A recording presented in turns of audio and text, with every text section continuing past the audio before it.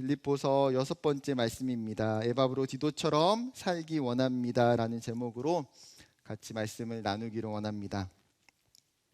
여러분, 요즘은 그 진짜 친한 친구를 뭐라고 부릅니까? 절친? 네, 절친. 뭐 예전에 이제 절친, 베프 이렇게 이제 이야기하면 좀 예전 사람.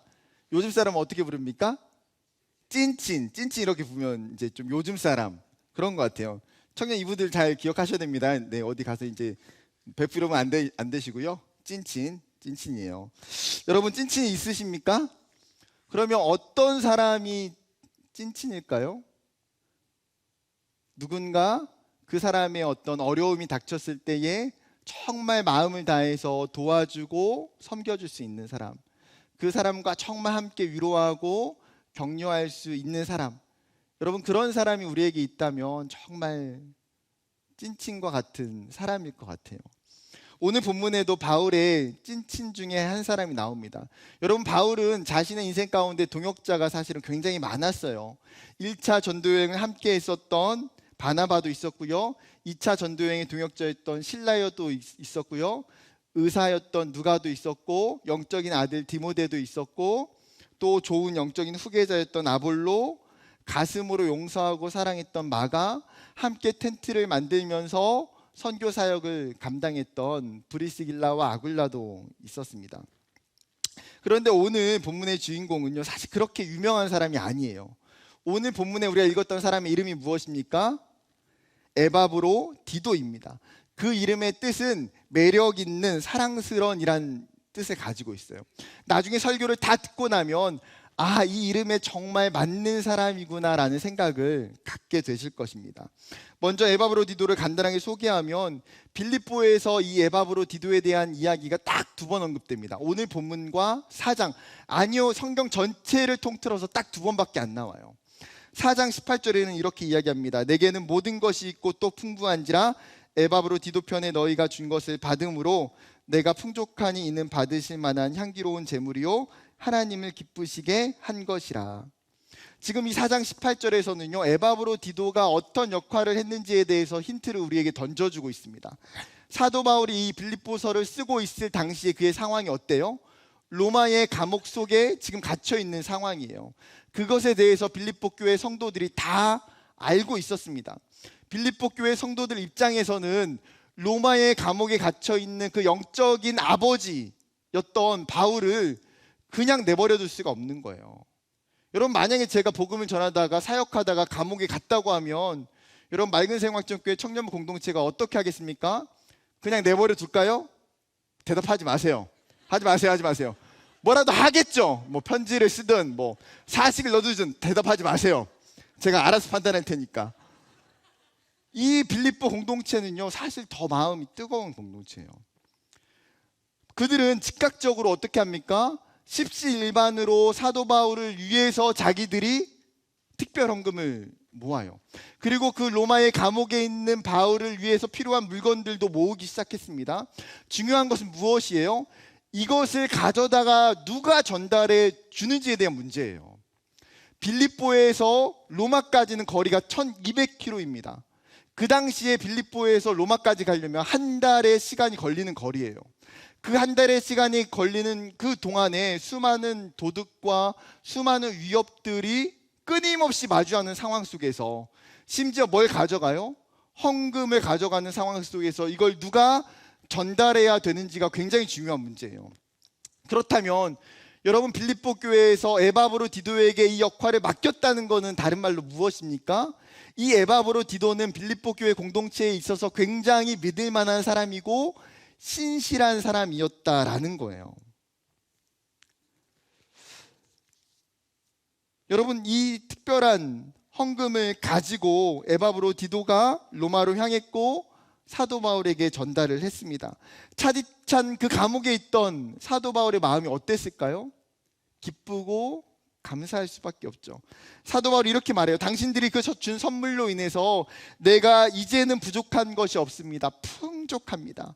여러분의 선물은 하나님께 드려지는 향기로운 제물입니다 라고 고백하고 있어요. 오래전에 제가 군대에 있을 때 친구랑 선교단체로부터 소포를 받은 적이 있어요. 소포를 뜯어보니까 초코파이도 있고요, 여러 가지 과자도 있고 책도 있고 편지 한 통도 있고 그 안에는 돈 2만 원이 들어있었어요.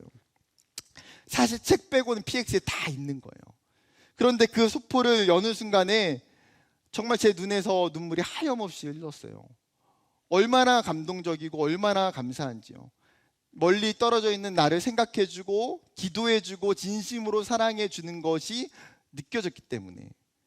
여러분, 바울이 경험한 사랑은 사실은 이런 것과는 비교도 되지 않는 거예요. 지금 에바브로 디도는 자신에게 맡겨진 임무를 그리고 잘 수행했어요. 그리고 얼마간의 시간이 지났습니다. 바울이 빌립보서 2장 후반부에 지금 이 빌립보 교회에 2명의 사람에게 추천서를 쓰고 있어요. 바울이 19절부터 14절에는 디모데라는 사람의 이야기를 추천서를 쓰고 있고요, 오늘 25절부터 30절까지는 에바브로 디도에 대한 추천서를 쓰고 있어요. 그런데 이 두 가지 사람의 추천서가 다소 차이가 있어요. 무엇이냐면 디모데는 빌립보 교회 공동체 출신이 아니기 때문에 빌립보를 소개하는 것은 바울의 입장에선 당연한 거예요. 그런데 에바브로 디도는 어떤 사람입니까? 지금 빌립보 공동체 안에 있는 구성원이잖아요. 성도예요, 성도. 빌립보 교회 사람들이 누구나 다 아는 사람이에요. 예를 들어서 제가 아프리카로 1년 동안 단기 선교를 갔다고 칩시다. 그곳에서 열심히 사역을 하고 나서 1년 지난 후에 다시 공동체로 돌아와야 되는 상황이에요. 그런데 그곳에서 사역하다가 또 다른 선교사님 한 명 만났어요. 그 선교사님도 동일하게 맑은새 광천교회 청년부로 돌아오려고 해요. 그렇다면 여러분, 아프리카에서 담당하시는 선교사님 어떻게 하실까요? 다른 사역자에 대해서는 추천서를 길게 써주는 게 맞아요. 왜요? 이 사람에 대해서는 맑은새 광천교회 청년부가 모르기 때문에 그 사람이 어떤 사람인지, 이곳에서 어떤 사역을 했는지, 그곳에서 어떻게 사역할 건지에 대해서 정확하게 알려줘야 돼요. 그런데 반면에 저는 어떻습니까? 추천서를 써줘야 제가 맑은새 광천교회 청년부에 들어올 수 있을까요? 그렇지 않아요. 같은 교회 출신이고 어떤 사람인지 알기 때문에 사실은 추천서가 필요가 없어요. 그렇다면 여러분, 먼저 생각해 봐야 될 것이 무엇입니까? 지금 사도 바울은 왜 에바브로 디도에 대해서 추천서를 쓰고 있느냐는 거예요. 굳이 그냥 오면 되는 문제 아닙니까? 아마도 에바브로 디도에 대해서 설명해 줘야 할 특별한 상황과 이유가 있기 때문이에요. 그것이 무엇입니까? 오늘 본문에 읽었던 내용처럼 에바브로 디도가 병들었다라는 소식 때문이에요. 아니요, 병들었다라는 소식 정도가 아니에요. 병들어 죽게 되었다라고 이야기해요. 어떤 병에 걸렸는지 몰라요. 그가 로마로 가는 길에 병이 걸렸는지 아니면 로마에서 사역하는 중간에 걸렸는지에 대해서 성경이 자세하게 기록하고 있지 않아요. 자세하게 기록하고 있는 것 하나, 그가 그 병에 걸려서 죽을 정도까지 위험한 상황에 처해 있다라는 거예요. 그렇기 때문에 여러분, 27절에 보게 되면 사도 바울도 이 에바브로 디도의 그 건강 때문에 염려하고 근심하고 또 근심한다라고 해요. 사도 바울의 입장에서 정말 그 차디찬 감옥에서 기도가 절로 나올 수밖에 없었을 거예요. 하나님, 저를 위해서 이 빌립보 교회로부터 멀리까지 왔던 에바브로 디도인데 하나님, 이렇게 하나님의 위를 위해서 섬기다가 하나님 데려가시면 안 돼요. 하나님, 그의 영혼을, 그의 건강을 회복시켜 주시고 살려주세요. 그렇게 기도하지 않을까요? 이 사도 바울 마음에 있는 근심, 염려가 너무나 많은 거예요. 여러분, 그것은 빌립보 성도들에게도 마찬가지로 전달되었을 거예요. 에바브로 디도가 로마에서 병에 걸려서 생명이 위독하다더라.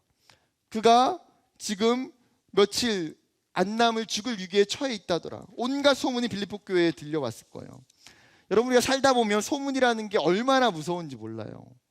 그냥 입에서 입으로 몇 마디가 전달되고 또 전달됐는데 이야기가 와전될 때가 정말 많아요. 이런 거예요. 에바브로 디도가 아팠대. 다른 사람의 심한 병에 걸렸대. 이제 그가 살 날이 며칠 남지 않았대. 에바브로 디도가 병에 걸려서 죽었대. 어쩌면 그 소문이 멀쩡히 살아있는 사람조차도 천국으로 보내버릴 수 있어요.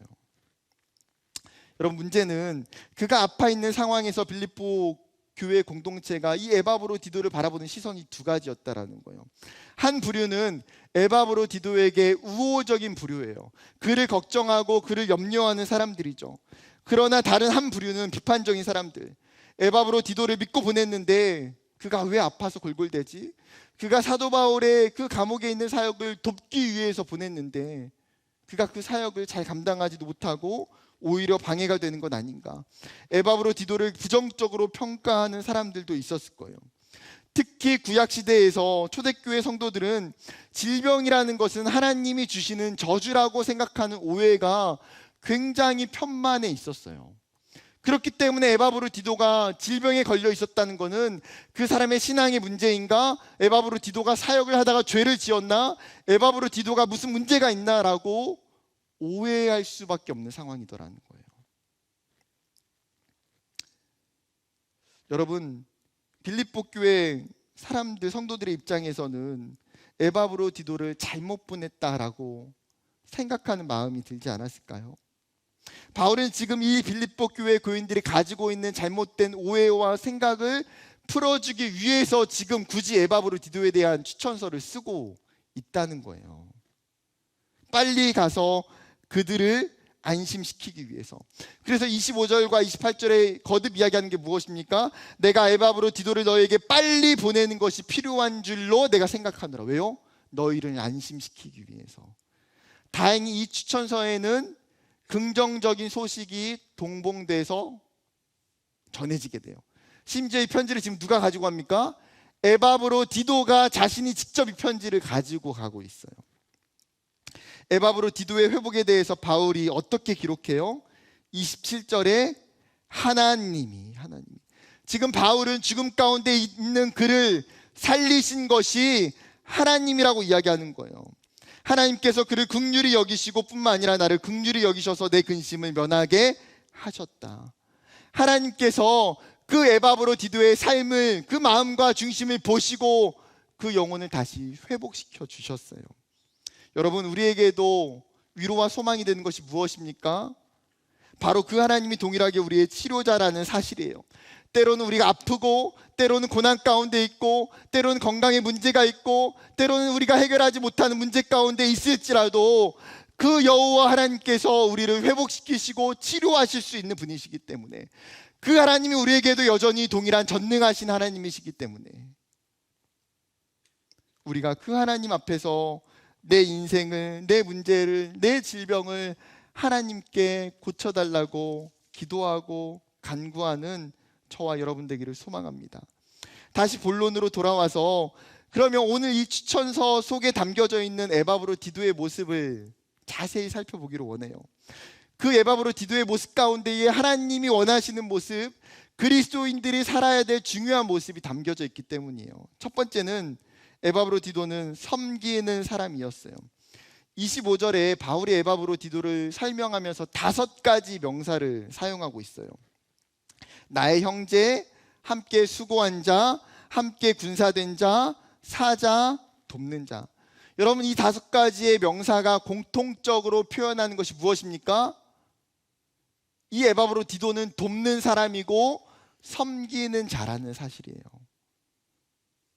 에바브로디도는 지금 자신의 임무가 무엇인지 정확히 알고 있는 거예요. 감옥에 있는 사도 바울을 돕고 그의 필요를 채워주는 것. 아마도 그는 병에 걸리기 전까지 감옥에 있는 그 사도 바울에게 수도 없이 찾아가서 그를 위로하고 격려하고 그의 필요들을 분명히 채워줬을 거예요. 그는 자신이 복음을 위해서 뭔가 큰 일을, 전도의 큰 사역들을 하려고 하지 않아요. 자신을 드러내지도 않아요. 그냥 묵묵히 바울을 섬기는 일에 매진해요. 여러분, 그것이 쉬운 일일까요? 바울의 시기에 기독교인으로 산다는 것, 복음을 위해서 섬기고 수고한다는 것 쉽지 않은 일이에요. 왜요?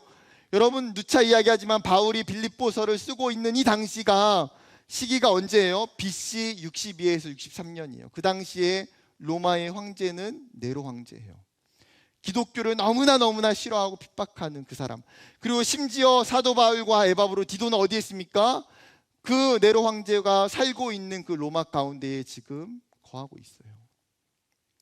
이런 상황 속에서 감옥에 있는 바울을 섬기고 복음의 사역을 위해서 함께 동역하고 돕는다는 것은 위험한 일이에요.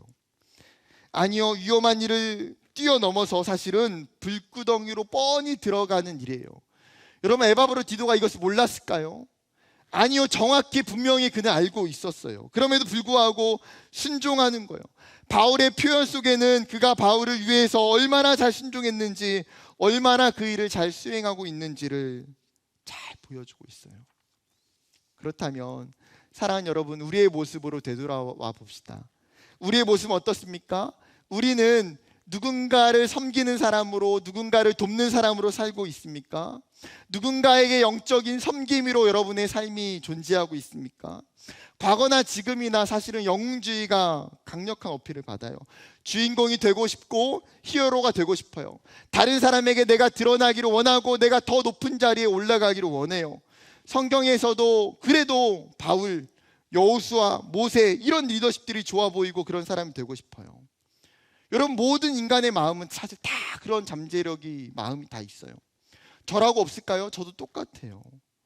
제가 목회를 결심하고 나서 고등학교 때쯤 정말 소박한 꿈 하나가 생겼어요. 나는 나중에 서울에 가서 목회를 하게 되면 그냥 하나님, 제가 여의도 순복음교회 조용기 목사님보다 그냥 조금 큰 교회, 그냥 여의도 순복음교회보다 성도들이 그냥 100명 정도만 많았으면 좋겠습니다. 제가 그게 정말 소박한 꿈이었어요. 저는 진짜 겸손해요. 제가 시골에 살아가지고요, 대학 가기 전까지 서울에 2번밖에 올라온 적이 없어요. 서울을 잘 몰라요. 근데 시골에 있어도요, 그 당시에 여의도 순복음교회가 얼마나 부흥하는지, 조영기 목사님이 어떤 사역하고 있는지가 다 들려요. 그러니까 어린 저도 아는 거예요. 아, 여의도 순복음교회가 서울에서 엄청 크다더라, 엄청 부흥이 된다더라. 그러니까 제가 그런 마음을 갖지 않았겠어요. 하나님, 저도 여의도 순복음교회보다 조금 큰 교회. 제가 대학교에 와서 1학년 때 여의도 순복음교회 갔어요. 여의도에. 너무나 궁금하잖아요. 나는 그것보다 조금 큰 교회 해야 되니까. 얼마나 사이즈인지. 제가 가서 보고 확실히 깨달았어요. 이거는 불가능하다. 하나님 나를 이렇게 쓰시지 않겠다. 확실히 들었어요. 아, 하나님 나를 이렇게 쓰시지 않겠다. 강한 믿음이 생겼어요. 여러분, 사실 다 어떻게 보면 우리의 마음은 다 똑같아요. 제 안에 있는 마음은 인간적인 욕심이고 욕망인 거예요. 내가 드러나길 원하고 내가 높아지길 원하고. 그런데 에바브로 디도는 어떻습니까? 그는 다른 사람을 섬기고자 해요. 여러분, 21세기가 되면서 새로운 리더십의 모델들이 나오기 시작해요. 그 중에서 사회적으로, 기독교적으로 많은 사람이 따라가려 하는 리더십의 모델이 있어요. 서번트 리더십, 섬기는 리더십, 종의 리더십이에요. 과거에 생각할 때 리더는 어떤 사람입니까?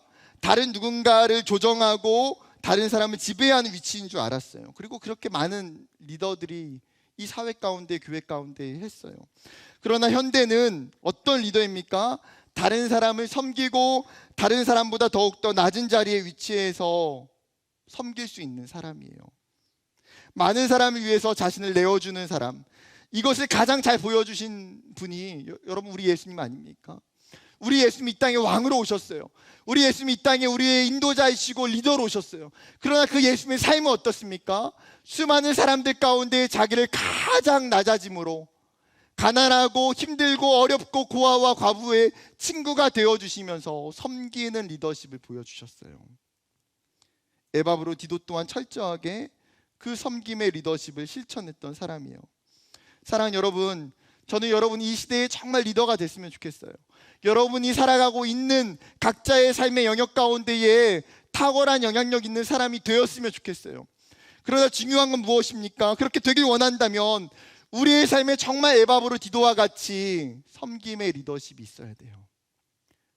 내가 다른 사람을 정말 돕고 다른 사람 위해서 내 자신의 삶을 내어주는 것, 결국 그런 사람이 다른 사람을 살릴 수 있고 축복의 통로가 될 수 있고 그 공동체를 생기 있게 만들 수 있기 때문이에요.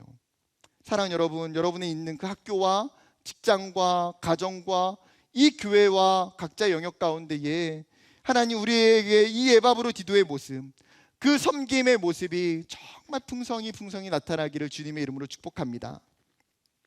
둘째로는요, 그는 공동체를 사랑하는 사람이에요. 26절을 함께 같이 읽어볼까요? 26절 시작.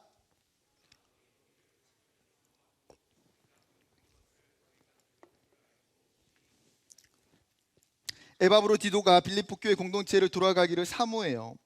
근데 단순히 지금 병에 걸려서 빌립보 교회를 그리워하는 것이 아니에요. 에바브로디도 안에는 무엇이 있습니까? 진정으로 내 공동체, 내 동역자를 사랑하는 그 마음이 명확하게 있어요. 그렇기 때문에 지금 내가 병에 걸려 죽고 있는 그 상황 속에서도 에바브로디도의 마음이 뭐예요? 나 때문에 빌립보 교회 공동체가 걱정할까 봐 근심하고 있어요. 여러분, 내가 죽기 일부 직전인데 어떻게 그런 마음이 듭니까? 공동체를 사랑하기 때문에 할 수 있는 거예요. 그 사람들을 정말 염려하며 근심하며 마음 가운데 품고 있기 때문에 할 수 있는 거예요. 에바브로디도의 마음속에 온통 교회 또 교회예요. 여러분, 시간이 지나면서 사역을 하면서 느껴지는 분명한 것이 있어요. 우리는 사실 그 누구도 홀로 신앙생활하기가 너무 어렵다는 거예요. 공동체가 없이 우리가 믿음을 가지고 이 땅 가운데 살아가는 것이 너무 어렵다는 거예요. 그렇기 때문에 우리의 존재를 아시고 하나님이 우리에게 공동체를 주신 건 아니겠습니까? 여러분, 광화문에 있는 교보문고를 홍보하는 유명한 카피 문구가 있어요. 종종 현수막에도 걸려 있고요. 광화문 그 교보문고 앞에 있는 돌 비석에도 새겨져 있어요. 사람은 책을 만들고 책은 사람을 만든다. 교보문고를 지나가면서 이 문구를 볼 때마다 가슴이 굉장히 뭉클하고 고개가 저어져요. 그래 맞아. 사람의 그 수고와 노력으로 책이 만들어지고 결국은 그 만들어진 책으로 말미암아 수많은 사람들이 그 책을 읽고 지혜를 얻고 은혜를 받고 때로는 위로를 얻고 격려를 받고 그 사람이 바뀌어지게 돼요. 결국은 책이 또 사람을 만들어요. 이것을 기독교적으로 바꾸면 이럴 것 같아요. 사람이 공동체를 만들고 공동체가 사람을 만든다. 여러분, 공동체는 그냥 어떤 공동체도 하루아침에 자동적으로 되어지는 공동체는 없어요. 우리의 공동체도 마찬가지예요. 이 50년의 시간 동안 수많은 선배들의 기도와 눈물과 헌신과 수고가 쌓여서 우리의 공동체가 된 거예요. 그리고 그 공동체는, 그 사랑의 공동체가, 그 성숙한 공동체가 결국은 이 안에 몰려오는 수많은 청년들을, 수많은 복음이 필요한 사람들을 하나님을 만나게 하고 그들에게 복음을 전해주고 사랑을 전해주고 그들을 변화시켜요. 여러분, 그렇기 때문에 지혜로운 사람은 어떤 사람입니까? 공동체를 사랑하는 사람이고 공동체를 가까이 하는 사람이에요. 내가 아무리 신앙생활을 오래 했다고 해도 공동체와 멀리 있는 사람은 신앙이 더 성장하기가 어려워요. 그러나 에바브로디도 같은 사람들은 어떻게 합니까? 끊임없이 공동체를 가까이 해요. 공동체를 사랑하고 공동체 안에서 믿음을 배우고 공동체 안에서 영적인 영양분을 공급받고 그 공동체를 섬겨요. 여러분, 맑은새 광천교회 청년부를 몇 년 다니셨습니까? 아니요. 그것보다 더 중요한 질문은, 여러분 맑은새 광천교회 청년부를 사랑하십니까? 여러분, 이 질문 앞에 우리가 예스라고 명확하게 이야기할 수 있어야 돼요. 왜 그렇습니까? 이 공동체가, 이 교회가 하나님이 지금 나에게 허락하신 교회이기 때문에, 지금 나의 집이고 이것이 나의 영적인 공동체이기 때문에 내가 이 공동체를 사랑하는 것은 당연해요. 이것이 신앙의 비결이에요. 세 번째는 그리스도를 위해서 생명을 다하는 사람이에요. 그리스도를 위해서 생명을 다하는 사람. 바울은 에바브로디도를 소개하면서 27절과 30절에 두 번이나 죽기에 이르렀다라고 말해요. 지금 얼마나 심각한 상황인지를 명확히 이야기하고 싶은 거예요. 그런데 이런 상황 속에서 여러분 30절을 자세히 보면 이렇게 이야기해요. 그가 그리스도의 일을 위하여 죽기에 이르러도 자기 목숨을 돌보지 아니한 것은, 여러분 누구를 위했다고요? 그리스도의 일을 위하여. 지금 에바브로디도는 누구에게 충성된 자입니까? 바울에게 충성된 자가 아니에요. 지금 그가 바울을 열심히 섬기고 그의 필요를 채워주는 것은 그 일이 그리스도를 위하는 일이기 때문에,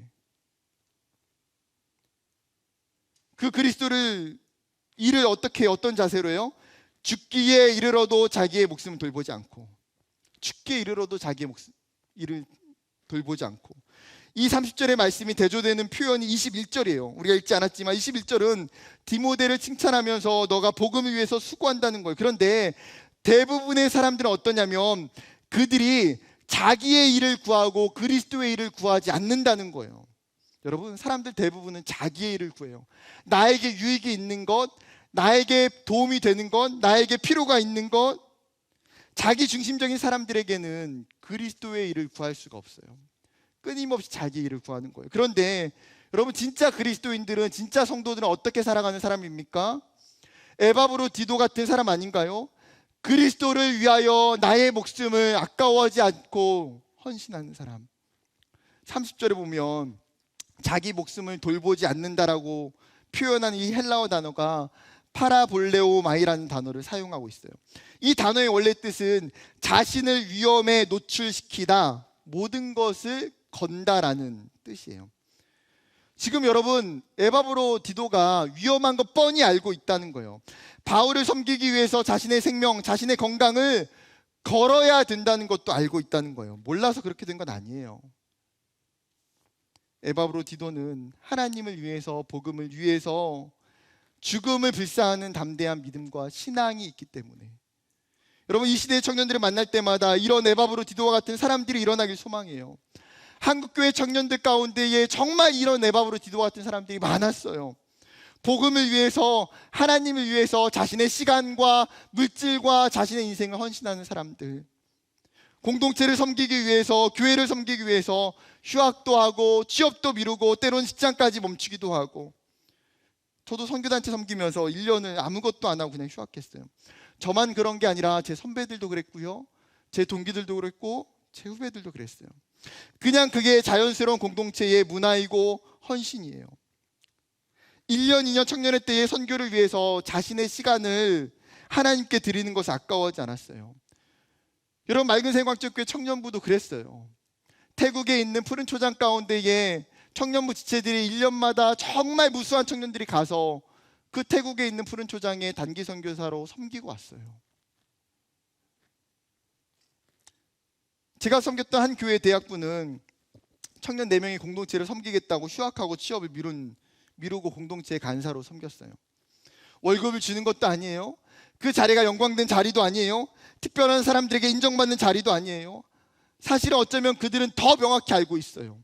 그 자리가 자신의 인생 가운데 어쩌면 하나님이 주신 광야와 같은 시간이고, 자신에게는 십자가의 길이고 자신에게는 순교자의 삶이라는 것을 알아요.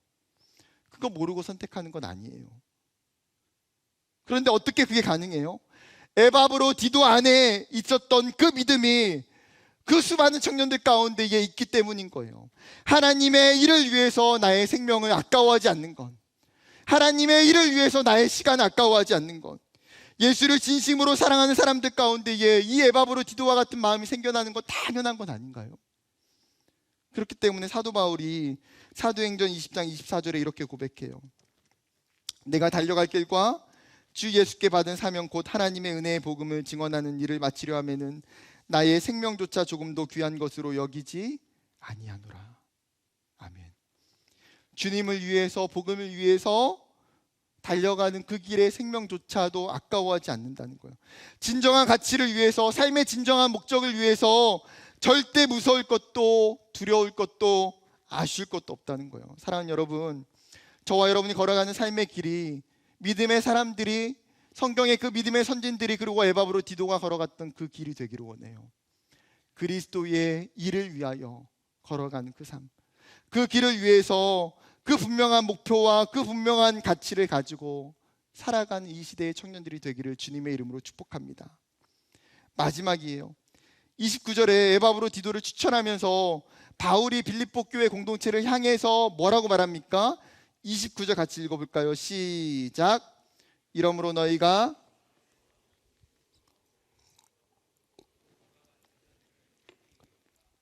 예수 그리스도의 복음을 위해서 섬기며 사역했던 에바브로디도를 기쁨 가운데에 영접하라는 거예요. 진실된 마음으로, 사랑하는 마음으로 에바브로디도를 맞이하라는 거예요. 여러분, 어쩌면 우리가 놓치고 있는 부분이 지금 사도 바울이 29절에 말하고 있는 이것 아닐까 싶어요. 우리는 공동체를 위해서, 가정을 위해서, 교회를 위해서 보이는 곳에서, 보이지 않는 곳에서 섬기고 있는 수많은 사람들이 있어요. 그런데 그 사람들의 섬김과 헌신을 너무나 당연시 여길 때가 있어요. 혹은 그것을 무시할 때가 있어요. 주어진 일이니까 당연하지. 여러분, 인생 살아가면서 당연한 것은 아무것도 없어요. 청년부의 어떤 섬김을 맡아서 수고하는 것, 당연하게 여기면 안 돼요. 누군가 그 섬김을 하기 때문에, 누군가 그 사역을 기꺼이 감당해 주기 때문에 우리 공동체가 돌아가는 거예요. 우리가 오늘 기쁘게 은혜롭게 예배드릴 수 있는 것도 여러분 동일해요. 섬김을 하는 사람에게 있어서는 나의 섬김이 하나님 앞에서 당연하다 여기는 것은 맞는 일이에요. 그러나 그것을 바라보고 그것을 누리고 그것 가운데 함께 있는 사람들의 마음 어때야 됩니까? 감사히 여겨야 돼요. 바울이 말하고 있는 것처럼 그들을 존귀히 여기라는 거예요. 수고하고 헌신한 사람들을 귀하게 여겨라. 여러분, 오늘이 추수감사주일이잖아요. 이런 귀한 사람들의 그 섬김과 수고 가운데에 정말 고맙다고 표현했으면 좋겠어요. 고맙다고 이야기하고 어깨도 두드려주고 안아주기도 하고 감사합니다, 정말 고맙습니다. 그럴 때 그 사랑과 그 인정이 그들로 하여금 하나님의 부르심 앞에 하나님이 주시는 위로와 격려가 될 줄로 믿습니다. 말씀을 정리하려고 합니다. 사랑하는 여러분, 당신의 삶 가운데에, 여러분의 공동체 가운데에 에바브로 디도와 같은 사람들이 있습니까? 혹은 여러분이 다른 누군가에게 또 우리 공동체 가운데에 에바브로 디도와 같이 살아가고 있습니까? 하나님은 우리의 삶이 이 에바브로 디도와 같이 살기를 원해요.